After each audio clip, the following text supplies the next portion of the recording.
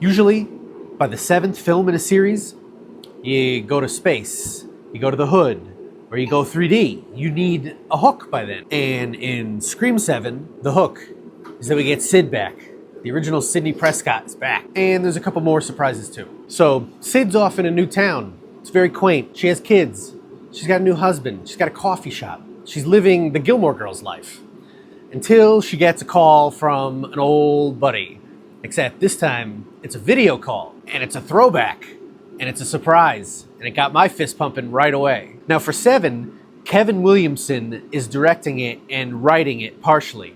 You'll know his name because Kevin Williamson is the original writer of the original Scream. And he wrote it. Wes Craven, rest in peace, directed the original. And Kevin Williamson does Wes Craven a little proud here. It gets bloody. There's a few good kills in this movie, and there's one, if you're a horror fan, that's clearly going to remind you of My Bloody Valentine. Besides that, you've seen some of the moments in the trailer. There's a great scene at a bed and breakfast.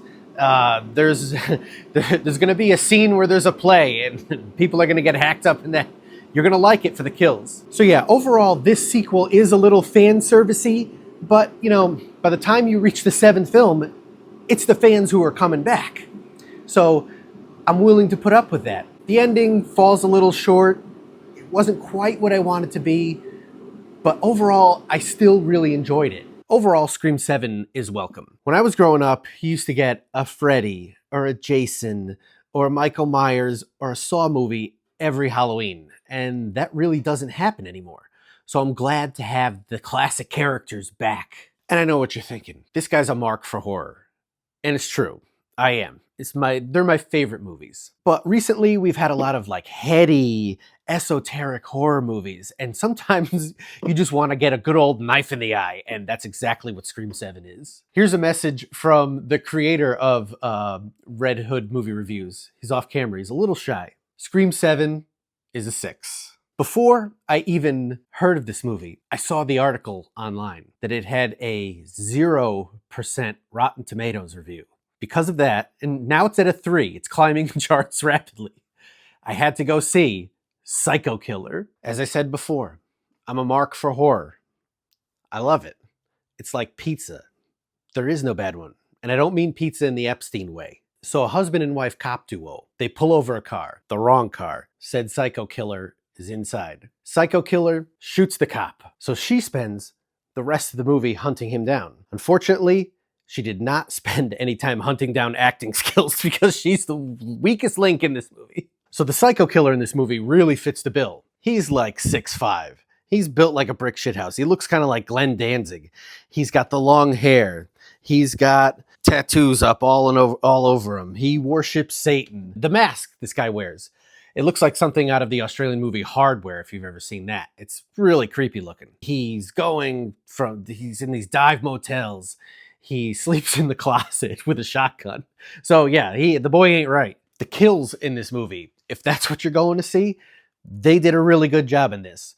There's a scene in a confessional where what he does to a priest shocked even me. I've seen all the horror movies there is, and I was just like, oof, like, good one thinking that up. Whoever thought up the kills, whoever was behind the special effects of that, thumbs up to you. Oh, and the cult that he axe murders, they're a bunch of Satan-worshipping Satanists too.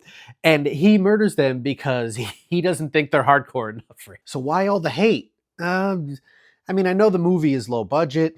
It feels very 90s-ish. Do you remember Dee Snider's Strangeland? It kind of gave me that vibe to it. Oh, and I forgot. And speaking of 90s, there's one kill scene in this movie that is very like Simpsons-esque. That has to be seen to be believed. In the end, this movie, I could see this movie becoming a cult film years from now. Find this movie somewhere on the internet when it eventually lands. I had a good time. It reminded me of a lot of old horror movies that you would find on the shelf at the video store that you'd never heard of because everybody hated. So give it a chance. Poor Stewie. He's a newborn caveman, and he's just been kicked out of his clan for being a ginger. Luckily, he falls literally headfirst into a newborn brontosaurus. Big difference. He gets kicked out of his egg nest, and they collide to each other. They become good friends. They meet a pterodactyl named Slick. And that's the beginning of BC Rock. It's a 1980 animated movie. It's very Ralph Bakshi-esque, if you know, you know.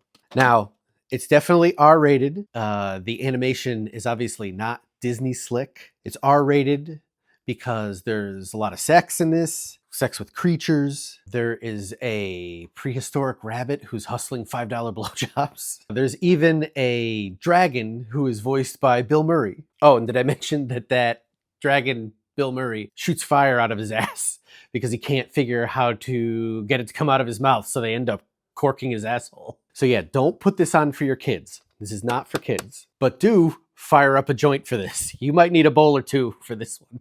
It's strange. And the voice cast is not very professional. It kind of sounds like a bunch of guys recorded this in their apartment. But what is professional is the soundtrack for this movie. I don't know how such a low-budget, weird animated movie got such a good soundtrack. And it plays nonstop throughout. And just listing off what it's got on the box here: Genesis, Hall & Oates, Clarence Clemens, Rick Wakeman, Rick Derringer, Leo Sayer. For 1980, these were all huge names, and they've all got pretty catchy songs in here. It's not laugh out loud funny. It's niche. It's cult. But if that's the kind of thing you're into, where you want to fire up a joint and see something really weird from like 50 years ago that no one's ever seen, then find BC Rock. I don't think you can find it on any major streaming services, but the whole thing is on YouTube. Check it out. It's weird.